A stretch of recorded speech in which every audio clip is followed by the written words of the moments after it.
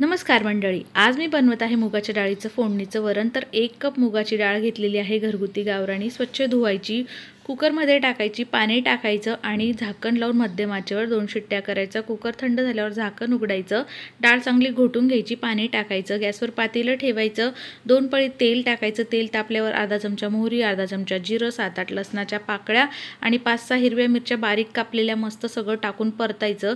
पाव चमचा हिंग टाकायचं, 10-12 कढीपत्त्याची पानं टाकून परतवायचं। 1 बारीक कापलेला टोमॅटो टाकून टमाटा शिजेपर्यंत परतवायचं। पाव चमचा हळद, 1 चमचा धना पावडर, घोटलेली डाळ टाकून घ्यायची, चवीप्रमाणे मीठ टाकायचं, बारीक कापलेली कोथिंबीर आणि सगळं छान मिक्स करून डाळ चांगली उकळून घ्यायची। गरमागरम फोडणीचं वरण तयार आहे।